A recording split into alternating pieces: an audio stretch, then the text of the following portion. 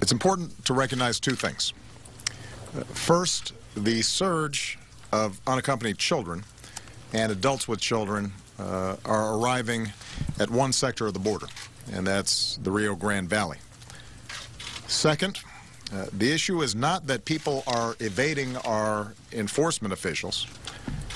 The issue is that we're apprehending them in large numbers. And we're working to make sure that we have sufficient facilities to detain, house, and process them appropriately, while attending to unaccompanied children with the care and compassion that they deserve while they're in our custody. While we intend to do the right thing by these children, their parents need to know that this is an incredibly dangerous situation, and it is unlikely that their children will be able to stay. And I've asked parents across Central America not to put their children in harm's way in this fashion. Now, right now, there are more Border Patrol agents and surveillance resources on the ground than at any time in our history. And we deport almost 400,000 migrants each year. But as soon as it became clear that this year's migration to the border was different than in past years, I directed FEMA to coordinate our response at the border. Members of my cabinet and my staff have made multiple trips to facilities there. And we're also addressing the root of the problem. I sent Vice President Biden and Secretary Kerry and Secretary Johnson to meet with Central American leaders, as well as working with our international partners to go after smugglers who are putting their kids' lives at risk. And earlier this week, Mexico announced a series of steps that they're going to take on their southern border to help stem the tide of these unaccompanied children.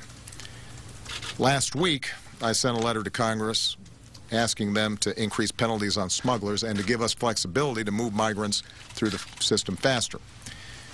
Yesterday, I asked Congress to fund these efforts.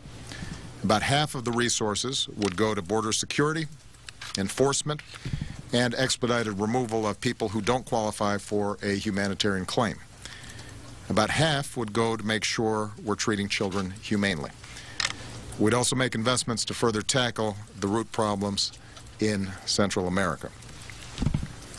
So right now, Congress has the capacity to work with us, work with state officials, local officials, and faith-based groups and non-for-profits who are helping to care for these kids. Congress has the capacity to work with all parties concerned to directly address this situation. They've said they want to see a solution. The supplemental offers them the capacity to vote immediately to get it done. Of course, in the long run, the best way to truly address this problem is for the House of Representatives to pass legislation fixing our broken immigration system, which, by the way, would include funding for additional thousands of Border Patrol agents, something that everybody down here that I've talked to indicates is a priority. You know, the Senate passed a common sense bipartisan bill more than a year ago. It would have strengthened the border, added an additional 20,000 Border Patrol agents. It would have strengthened our backlogged immigration courts. It would have put us in a stronger position to deal with this surge and, in fact, prevent it. So let me just close by indicating the nature of the conversation that I had with Governor Perry, which I thought was constructive. Governor Perry suggested 4 specific areas of concern. He was concerned about how many patrol agents were directly at the border. He was concerned that some of the positioning of Border Patrol agents is too far from the border to be effective in deterring folks from coming in, as opposed to simply apprehending them. I indicated to him that what he said sounded like it made sense, and that, in fact, if we passed the supplemental, we would then have the resources to carry out some of the very things that he's requesting. On a broader policy level, he indicated concern that right now, kids who come to the border from Mexico are immediately deported, but because it's non-contiguous, folks who are coming from Central America have to go through a much lengthier process. I indicated to him that part of what we're looking in the supplemental is some flexibility in terms of being able to preserve the due process rights of individuals who come in, but also to make sure that we're sending a strong signal that they can't simply show up the border and automatically assume that they're going to be absorbed. He also expressed concerns about how the immigration judicial system works, how the administrative processing works, how long it takes, and the fact that oftentimes people appear, are then essentially released with a court date that might be 6 months out or 9 months out, and a sizable number, not surprisingly, don't show up. I indicated to him that if we had more administrative judges, more administrative capacity, we can shrink those wait times. This administrative practice predates my administration and in fact has been going on for quite some time, and a lot of it has to do with the fact that there's not enough capacity, both in terms of detention facilities but also in terms of judges, attorneys, space, in order to process these things more quickly and expeditiously. So the bottom line is actually that there's nothing that the governor indicated he'd like to see that I have a philosophical objection to.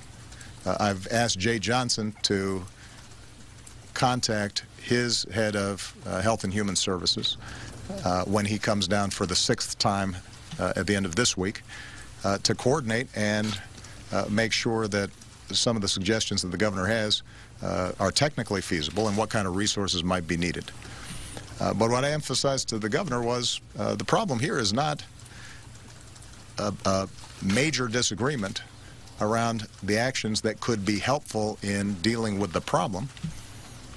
The challenge is Congress prepared to act to put the resources in place to get this done?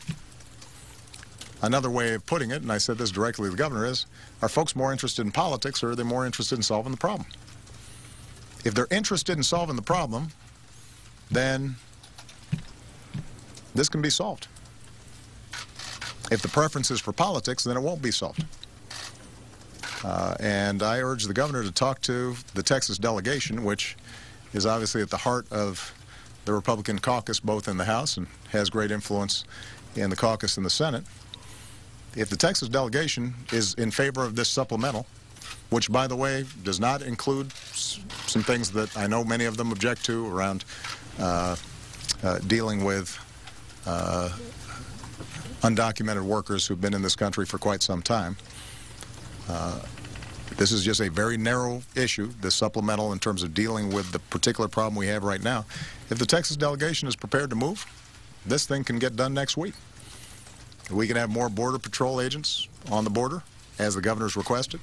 We can shorten the timetables for processing these children or adults with children, as the governor thinks is important.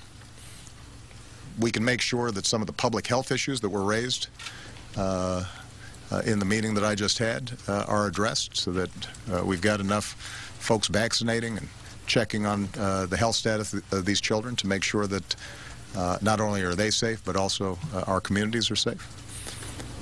The things that the governor thinks are important to do would be a lot easier to do if we had this supplemental. It gives us the resources to do them. And so the only question at this point is why wouldn't the Texas delegation or any of the other Republicans who are concerned about this not want to put this on a fast track and get this on my desk so I can sign it and we can start getting to work. I suggested to the governor he has, I suspect, some influence over the Texas delegation, and that might be helpful to call on them to pass this supplemental right away. Final point I'll make is I just want to thank some of the faith-based groups that I just met with, as well as mayors, commissioners, local officials. Dallas has been incredibly compassionate in looking at some sites, some facilities in which they can accommodate some of these children. I indicated in hearing the stories of churches that are prepared to not just make donations but send volunteers to help to construct some of these facilities or fix them up, and their willingness to volunteer and providing care and assistance to these children. And we have been listening to President Obama speak live from Dallas Love Field, where he called tonight's meeting with Governor Rick Perry on immigration constructive. Also, moments ago during the president's address, Governor Perry's official Twitter account tweeted out this message. He said, "This is not a GOP or a Dem problem. This is a challenge for all Americans." He said, "It's time to secure the border."